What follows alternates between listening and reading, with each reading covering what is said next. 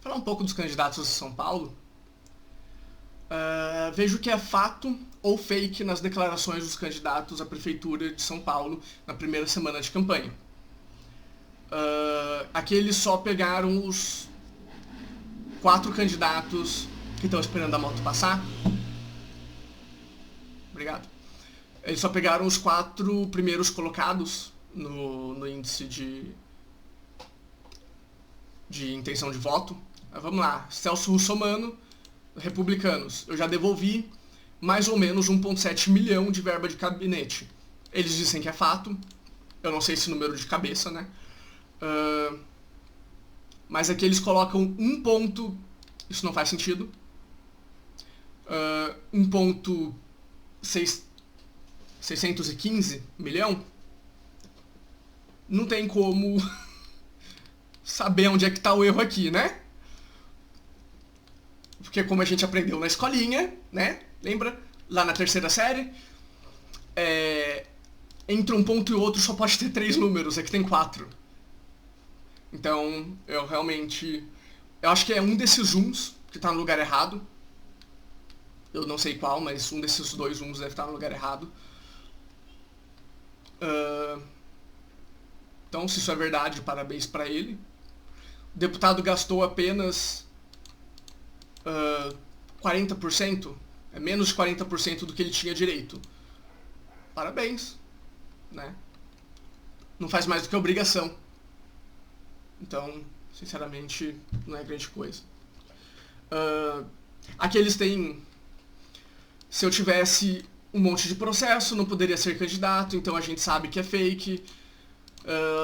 Se eu tive algum processo no passado, fui inocentado e arquivado, porque na política é assim, você é acusado de uma série de coisas, mesmo que você às vezes não tenha participado de nada. Hoje, Celso Russomano não tem absolutamente nenhum processo. Aqui eles dizem que não é bem assim. E realmente, a lei fala que você não pode ter sido condenado. Eu vou comentar por partes, né? Se eu tivesse um monte de processo, eu não poderia ser candidato. Isso não é verdade. Você pode ter um monte de processo e ser candidato. Você não pode ter sido condenado. Se você tiver sido condenado, você não pode ser candidato. Eu espero que é isso que eles falam aqui embaixo, né? Aqui eles falam que ele realmente foi inocentado. Aqui ele fala que em 2017, envolvendo uma disputa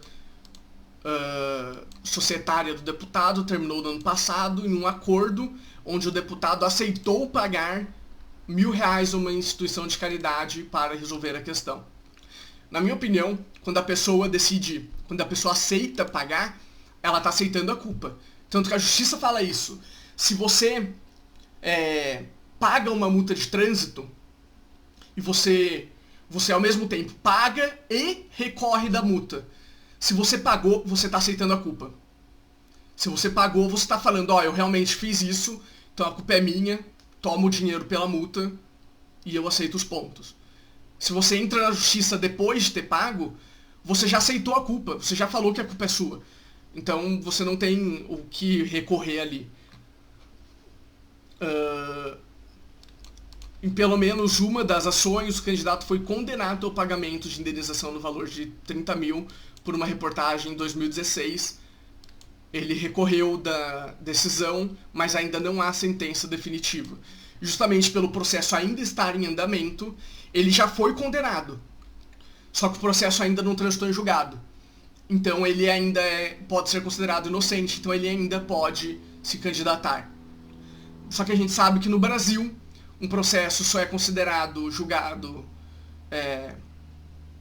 Um processo só é considerado transitado em julgado, só termina o trânsito dele quando uma das partes para de recorrer, na verdade, quando as 2 partes param de recorrer, ou quando chega no tribunal, no STF, no Supremo Tribunal Federal.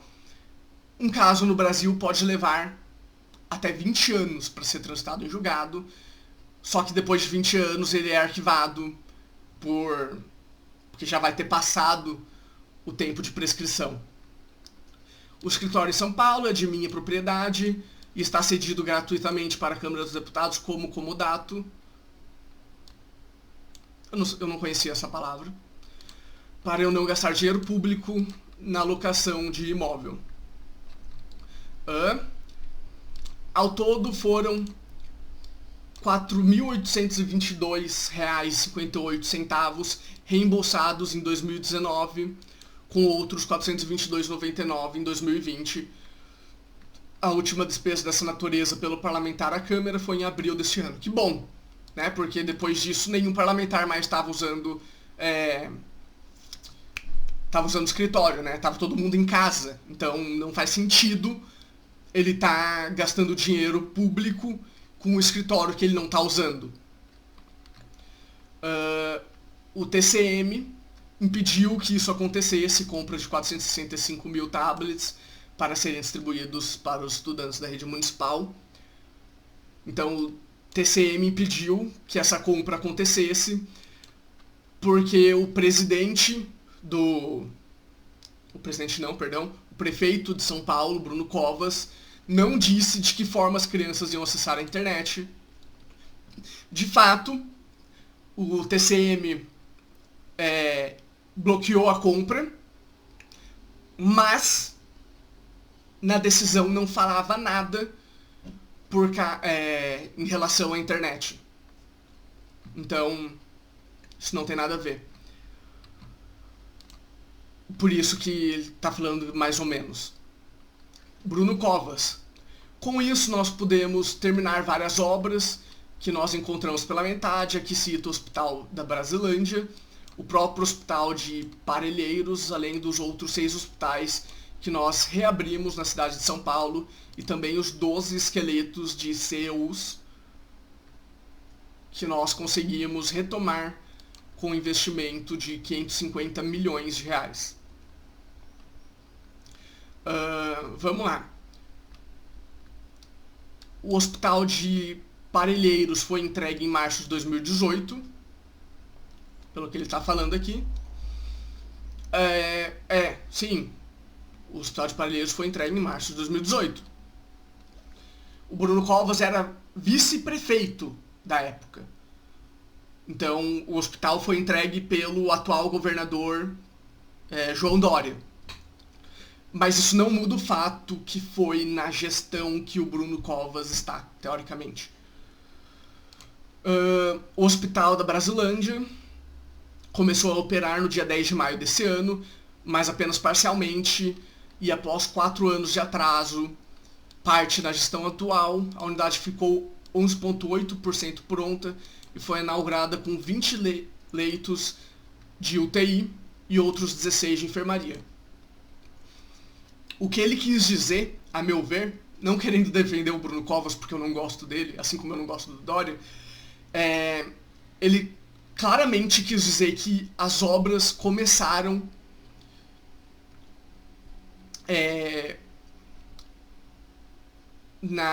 no período anterior, né? Então, o hospital ele começou a ser construído. Não sei se exatamente se ele estava passando por reforma ou se ele estava sendo construído do zero, mas ele começou aqui, ó. O hospital foi prometido pelo ex-prefeito Fernando Haddad para até o final de 2016. É isso que ele está dizendo, que foi o ex-prefeito de São Paulo, Fernando Haddad, que começou a obra e a obra foi terminada na atual gestão. Ele não está dizendo que o hospital ficou a gestão anterior inteira em construção e nunca foi entregue. Ele quis dizer justamente o que eu falei, que começou na gestão anterior, independente de quanto tempo levou. É isso que ele quis dizer. Aonde os 12 esqueletos de CEUs que o prefeito menciona são uma das suas promessas de campanha. No programa de metas da gestão constava a entrega de 12 centros educacionais unificados. Apesar disso, somente um está pronto, o CEU de Tremembé, inaugurado em agosto desse ano. Pois é. Então, o esqueleto está pronto, mas o negócio só vai ficar pronto provavelmente... Eu acredito que só vai ficar pronto em 2024, se ele for reeleito. Se ele for reeleito, entre aspas, né? só vai ficar pronto em 2024 quando ele for querer eleger alguém para dar continuidade no mandato dele. Ele não vai poder ser reeleito, porque ele já está primeiro mandato, ele vai ser eleito por segundo. Só que quando estiver chegando próximo das eleições municipais de 2024, que ele estiver querendo eleger alguém, eles vão terminar essas obras para falar que foram eles que fizeram. Aqui na prefeitura eu nomeei a primeira inspetora, uma negra mulher, para comandar os 6.000 homens da Guarda Civil Municipal e proibimos mata-leão na Guarda Civil Municipal. Isso realmente não é mérito nenhum. O que importa não é se ela não é o sexo dela, não é a opção sexual dela, não é a cor da pele dela. O que importa não é a nacionalidade, a naturalidade dela. O que importa é ela é qualificada. Se ela for qualificada, é bom ela estar lá. Mas aí você tem que pegar todo mundo que é qualificado para essa vaga e comparar o currículo de todo mundo e deixar de lado questão racial, questão sexual e esse tipo de questões terciárias até, não é nem secundária. Mas se você tiver visto todos que tiveram seus currículos analisados e ela só tiver sido escolhida por ser mulher e negra, o prefeito de São Paulo devia ser enquadrado no crime de racismo.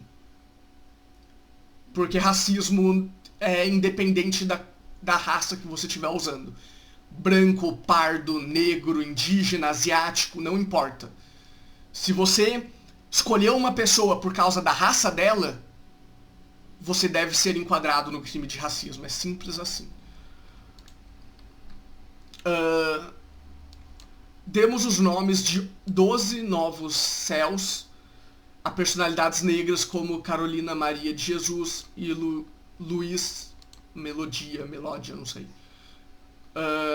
Enfim, isso entra no mesmo negócio. O nome de um prédio não faz diferença nenhuma pro público, para as pessoas que vão utilizar aquele prédio. O nome do prédio só existe para política, porque as pessoas que vão usar aquele prédio não estão nem aí pro nome do prédio. Nem aí. É só aqueles 2% que eu falei em outro vídeo, a minoria barulhenta. Essas pessoas vão se importar com o nome do prédio. Os outros 98% da população não se importam. A gestão do PT foi a mais reprovada da cidade de São Paulo. É falso porque o Datafolha diz que a gestão de Jânio Quadros e do ex-prefeito Celso Pitta foram as mais reprovadas de São Paulo. Eu acho que o que ele quis dizer... Bom, não tem o que ele quis dizer, né? Porque realmente não tem o que dizer. É basicamente isso, ficou bem redundante, né? Ficou bem rodando em círculos o que eu quis dizer, mas se não foi a mais reprovada, não foi a mais reprovada. Mas eu acho que ele estava focando no fato do ex-prefeito de São Paulo, Fernando Haddad, ter perdido no primeiro turno pro João Dória. Acho que ele focou nesse ponto, só que ele falou errado. A gestão Fernando Haddad deixou 60 mil crianças aguardando vaga em creche, que era o número que nós tínhamos quando assumíamos a prefeitura de São Paulo. Tá, é fato. Então, crianças de 3 anos e 11 meses, de até 3 anos, entre 11 meses e 3 anos, eu não sei porque que eles colocaram de até 3 anos e 11 meses, tá. Então, crianças de 0 até quase 4 anos de idade, 65 mil estavam procurando vaga em creche. nós acabamos com a bolsa crack do PT. A iniciativa previa o pagamento de bolsa mensal de R$500 a usuários da Cracolândia, aqui fala onde fica, onde ocorre o uso discriminado de drogas durante o dia, em troca de dias trabalhados em serviço como varrição de ruas, jardinagem e reciclagem. Então, essas pessoas que têm problemas com drogas receberiam dinheiro da prefeitura para varrer as ruas do bairro da Luz, de São Paulo. Só que tem um pequeno problema aí, que é justamente o fato de que essas pessoas iam, com certeza, brigar com donos de estabelecimentos que ali estão, né, porque elas iam querer varrer a frente da loja, só que o dono da loja, o dono do estabelecimento, o dono do prédio, enfim, não ia querer ele varrendo, porque ele tem uma pessoa própria contratada para isso. Só que esse cara ia querer receber o dinheiro da prefeitura para varrer, então ia acabar tendo briga. E normalmente esse tipo de gente precisa de tratamento psiquiátrico e não tem. Então poderia vir a acontecer algo muito mais grave, fisicamente, digamos assim.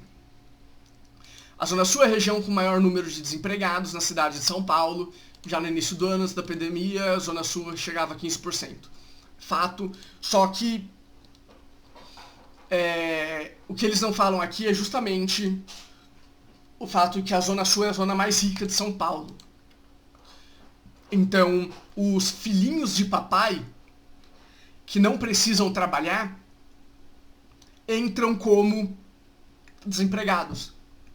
Mas não é que eles são desempregados, é que na cabeça deles eles estão tipo, eu vou herdar a empresa do meu pai me dá tudo o que eu preciso, eu passo minha vida viajando, eu só vou precisar trabalhar com uns 40 anos de idade, depois que minha vida já estiver toda organizada, porque meu pai me deu tudo.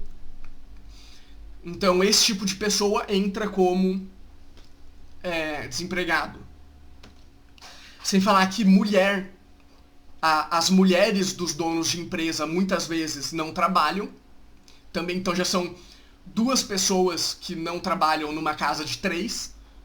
Então aí já teria um desemprego de 60% naquela casa, por exemplo.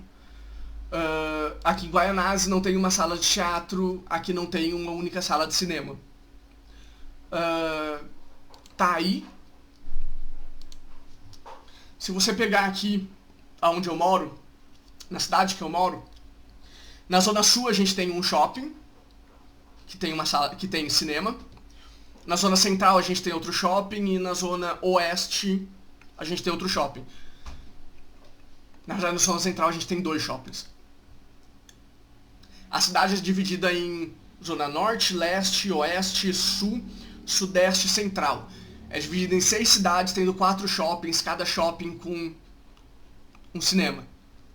Então a gente tem várias partes da cidade, vários bairros na cidade que não tem cinema, né? Se a gente for focar por bairro e não por região, se a gente focar por região, 3 das 6 regiões não tem cinema ou teatro.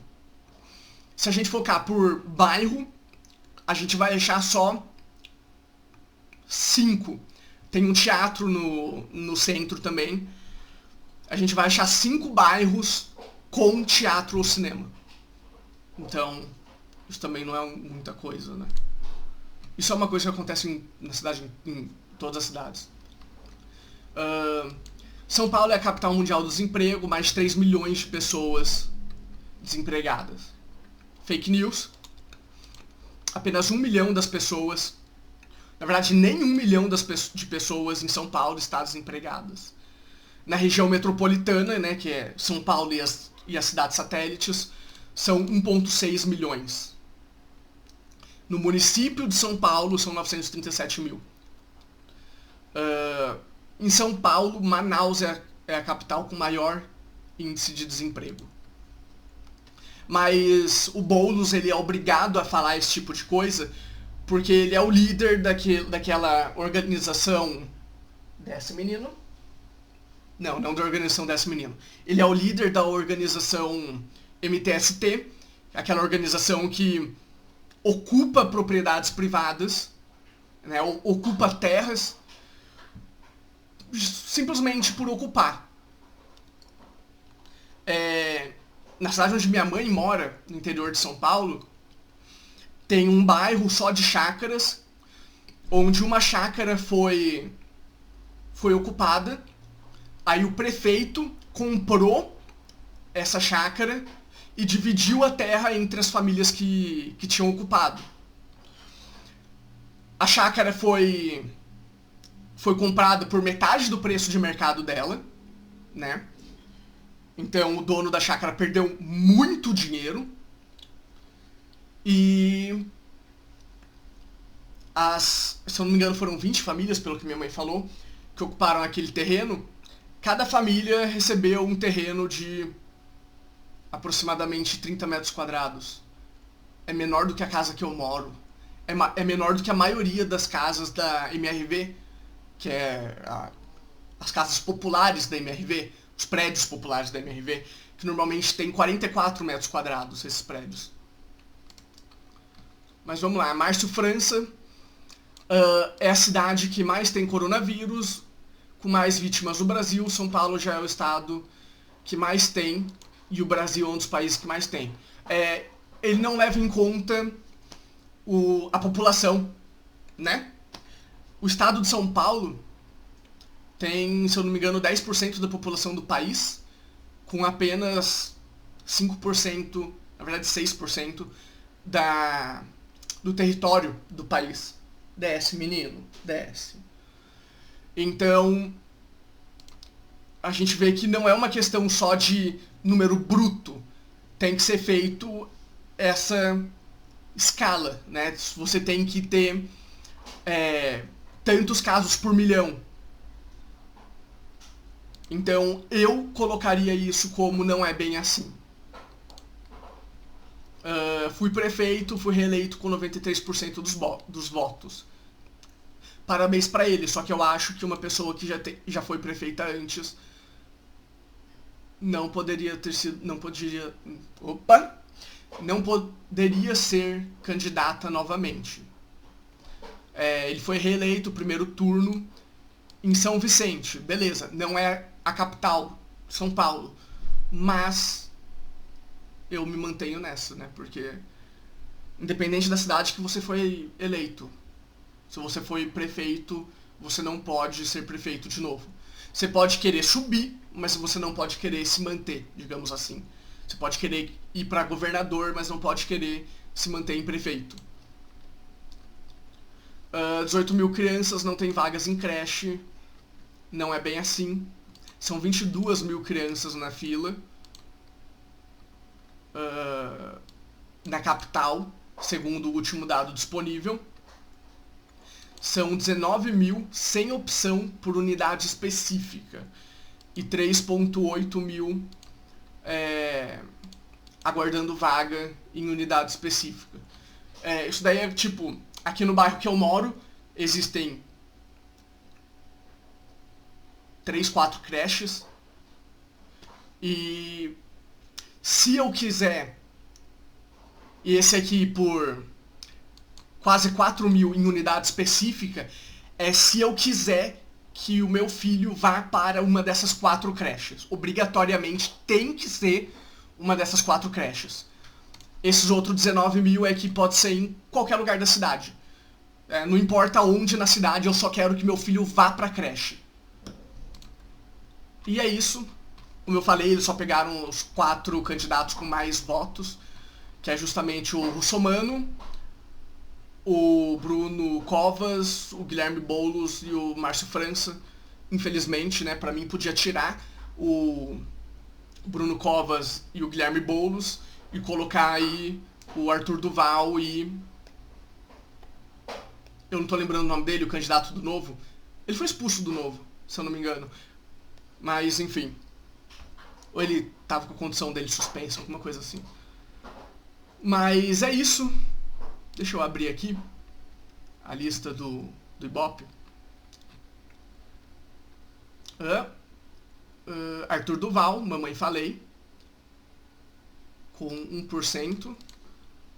Ou, né, não é ou, Felipe Sabará. São os dois que, na minha opinião, tinha que estar entre os 4 primeiros.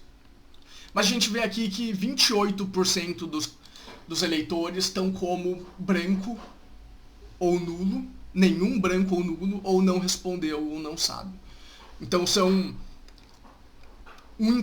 mais do que 1 em cada 4 eleitor ainda está indeciso. E essas pessoas têm que lutar por esses votos, basicamente. Valeu.